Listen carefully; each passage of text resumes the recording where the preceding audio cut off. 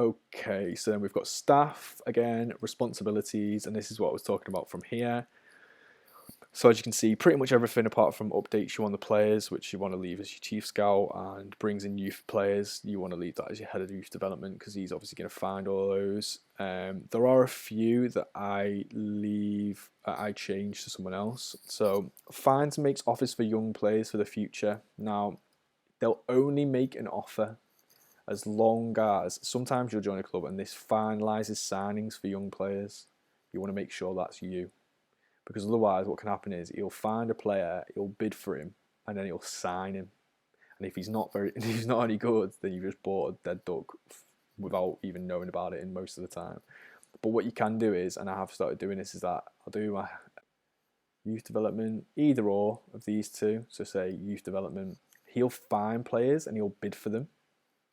But you will have the final say and you'll handle the contract negotiations as well. So it's kind of worth doing because they sometimes find players that are ones that you've not picked up on before. And I did it on one of my other saves, and he picked up a player and signed him, and he was like unbelievable. He was like 15 or something, and he came in and he was absolutely unbelievable. So that kind of worked out well. So I've started doing that recently. Yeah, finalised signings, you definitely don't want to have that on. What's the other ones that I've put? So it's set scouting assignments. I've been lazy recently and I've been putting that as my chief scout just so that he just sends them out here, there, and everywhere. And especially because Inter have got so many, like he's going to send them to different countries. So I've got 16 scouts, are all in 16 different countries. So I'm happy for him to deal with that. Runs general training, might as well leave that to the under 18s manager. Runs individual training, leave that to the under 18 manager. And then these two leave to somebody else as well because I don't need to know about the match training for the youngsters. They might as well deal with those. And that's pretty much all I'll do. And to be honest with you, I've only been doing some of these recently, but that's just because that I don't want to be setting all the youth team squads and things like that. I just might as well let these do it. They're not going to do anything too stupid, I don't think. And especially because they're actually quite good staff at Inter as well. You might as well do that. One other thing that you could do, it ticks it now already, is play with first team tactics. You want to do that so that they get used to the familiarity. And then personal assistant you can do as there's a couple of bits on here that you can do, but sometimes I'll do this is when you scout a player, you can add him to the shortlist straight away. So say like if you wanted to just get him for 6 months on your shortlist, you can. So yeah, that might just be worth doing so you don't have to keep adding them to your shortlist every time. Although it's kind of annoying because if you want to add them indefinitely, which I've done on another one of my saves in the Journeyman save that I've started, you'll have to remove him because he's on for 6 months and then re-add him as indefinitely, which is kind of annoying, which is why I've stopped doing that. But yeah, you can do that if you want to. And then last of all is the board screen. So we'll just quickly go through some of these things. Yeah, nothing really thing. You can basically look at your confidence, so how things are going. So if you go for a summary, it'll kind of give you like a worded thing of how you're getting on. You can click on the competitions and it'll give you like a detailed thing of each competition, things like that. So yeah, it's just worth looking out for part way through the season to see how you're getting on. But the main part of this is obviously you transfer and wage budget up here. So you can click here and you can basically extend your wage budget and your transfer budget will go down. If you've not played FM before and you've played FIFA before, FIFA did actually add this in a couple of years ago. So yeah, it's very similar to that. It basically frees it up. And it's a direct link. So obviously if you had 10 grand a week in wage budget free, you can get 520,000 transfer budget for that because obviously it's 52 weeks in a year times by the 10 grand. Now, what I recommend with this, and it's maybe a little bit of a glitch and it probably fucks the finances for your team quite a bit, but if you want to get a couple more players in and squeeze a little bit more out of it, I would never ever swap this at the beginning. What I do is I'll look about for my players, I'll try and see how much wage they're going to want, and then before I've made any offers at all, I think it still works in this one, but I've not tried it yet because I've just left it in the most part. But if I say swapped it to 14 now, Yeah, it's not gonna let me. It might let me swap it tomorrow, but basically, if you swap it at the beginning, wait a day, then bid for your players. Usually, you want it weighted more towards wage budget, to be honest, so that you can at least offer them the wages, and they'll usually let you go like a percentage over what you can actually spend. So if you go to like transfers here, this will say after you've offered all the deals, it'll go to like minus 50 grand or something, minus 60 grand. And then what you can then do is that, say all of your transfers, so I've got 14 mil now. Say I offered 350 grand's worth of wages out and I was like 124 grand over. I can then go back to the budget screen, and as long as I've not changed it, you can boost it back up. So if I knew for that 350 grand, if I needed 20 million, I can come to here and go up to over 20 mil and confirm, and it won't let you change it again until all those transfers are done. But you've just squeezed another 6 mil out of the board. So that's just a little trick that you can use. Although when it comes to your finances, you'll know about it on here. And plus, because there's FFP now in the game, you want to just watch out with that a little bit. But like for a team like Inter, like they've got really, really good finances. They're going to bring a lot of money in. So yeah, you can do that pretty much. It will probably come out of maybe your next season's transfer budget. But if you really want to push one season, or if you really just need that extra money for like a really good player, then it's something that you can use just to get a little bit more money out of them.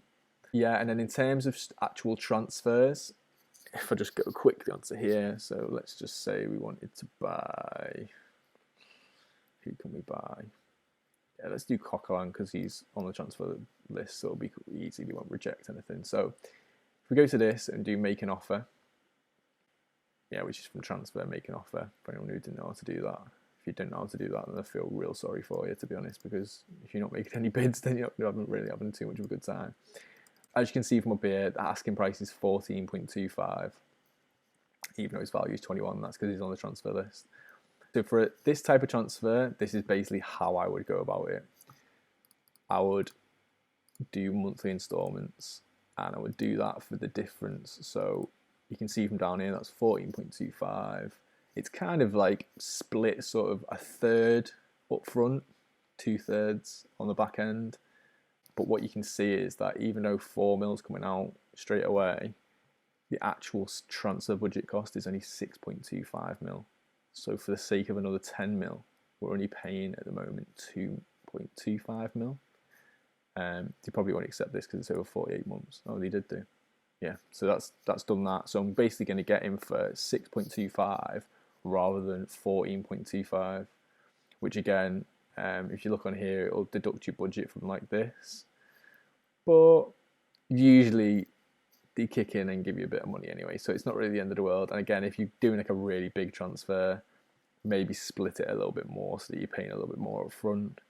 But if you're not too bothered and you just want to get a player in and you just need to squeeze him in for the deal, for the amount of money, just have a look at this and just put as much as you can onto the 48 months over here. So if we just finalise that offer, I'll just show you something slightly different. So I think maybe Bernard might be quite a good one to do. So if we do make an offer again, so he's worth 18.5. So I will always offer less because Sod's Law is that the one that you don't do it on. You can see from this, it needs a scouting required, but you can see from the transfer status, if the rotation, sometimes they'll accept, like if I'd offered the 18.5, they'll accept 18.5, which is a bit of a nightmare because then you can't do any monthly installments because they're going to always want that 18.5 mil up front. So you'll have to wait a couple of weeks until you can offer another deal. And they'll actually accept it. And sometimes when you do that, then another team will come in between and then they'll steal the player and you'll be pretty pissed off about it. So I'll always go less. So they want 18.5 is value. Let's just see if what they say at 10. All right. So that's ideal. That's what we want to happen. So they basically said 39 mil they want, which is nowhere near what they actually want. I would actually think they're going to probably want 25-ish, something like that. But the first one they come back with is just ridiculous. On this, it's like kind of like on this save, maybe a little bit on the last save, and then percentage of next sale, which you can lock if you wanted to. But for this instance, I'm not going to be too bothered. All right, so then what I would do is I'd say, all right, 40-ish. All right, let's do 7 up front and do say like 20 and then suggest. And they've accepted it straight away, which is not really what I wanted to happen, but yeah. So 27 mil is what they wanted. So they said 39, but really they didn't mean 39. And you ended up getting him, and he's cost 11.5 mil when your actual transfer, what they would have wanted is 27. So you've actually got him for less than half of what you would have paid for him if you'd done a normal transfer. Let's see if we can do somebody else who might be slightly different. Yeah, Baldacate is quite a good one as well. He's really good actually on the game if you wanted to get him. So again, maybe do 5 mil and see they've done 56 million this time. So then in this instance, you could do like 7.5, like 56. They're going to probably want quite a bit for him. So if we just do 27.5, they've actually dropped that much, which is outrageous, really. And then there's all this crap that you want here. So minimum goals isn't too bad, but I'd always put it up to like 30 goals so that it's going to delay it for a while. Always take out the international appearances because you don't know how quickly they're going to do it. And then I kind of leave this in because the computer teams like this. And I don't really mind after like, say, like, what, 1.5 seasons of having him. And he's played all those games. I won't mind paying 2.8 million out for him. So you could probably just leave it as that. So that's what, 30.5 mil? And they've accepted it. And for 30.5 mil, it's going to actually cost me 12 mil out of my transfer budget. So yeah, that's like a third of what you would have paid. So you can end up getting a lot of good players in all at once. But then obviously your next window might get a little bit squashed. And next season might not be quite as, they might not give you quite as much money as what you should have got. But in saying that, if you've bought some really solid players, like ones that, like Yates is only young, he's 21, he's going to last you a couple of seasons. And you're not going to have to replace his position. So it might be worth just investing it at the beginning and then just paying it off over the 48 and then just building your way back up after that. Or another thing that I found is that like on my Sunderland save I've just done now, there's a player who plays for Atletico Mineiro in Brazil. He's called Luan and he's like 23. I actually had him on the beta version of the game. And I bought him with a 48 months, and I don't think his transfer was too much. I think it was only like 8 or 9 mil in total, and I got him for I think 3.5 out of my transfer budget, and so I had like another 6 or 7 mil to pay on him over 48 months. But then next season, I always bought him with the intention of selling him. So he played really well in his first season, and then Paris Saint-Germain came in and bought him for 35 million. So that'll wipe that debt away, and obviously you've just made a load of money on a player that you might not have been able to afford before. So it's kind of a way of just either buying some players that you might not have been able to afford beforehand, or investing in quite a few players. Like, for example, on my Sunderland save, I think I ended up getting about 18 million together after I'd sold a couple of players. And I probably invested about 28, 30 odd million in total, if you counted all the transfer fees over the 48 months as well. But I know of those players that in a season's time, I can sell loads of them for 3, 4, 5, 6 times the profit that I bought them for.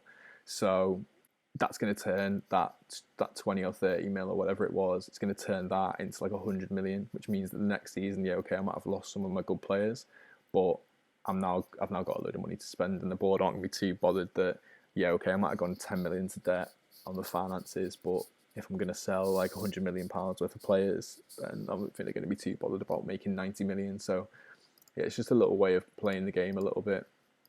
Yeah, just making the most out of the transfer windows, and obviously everyone loves buying a big player in the transfers. So yeah, it might help you do that. But that's the end of this video. It's a lot, but there's been a lot in it. If there's anything that I missed out that anyone wants me to go over, then just feel free to put something in the comments. I might have missed a couple of things, but I think I've been pretty extensive with how I've gone about it. So yeah, if you like the video, then hit the like button. I'd love for you to subscribe. I'm trying to build my way up at the moment, and I really could do with all the subscribers that I can. And yeah, I'll see you next time. Hopefully there'll be a new Journeyman video up in the next couple of days. Going to be starting a second season, and yeah, see you next time.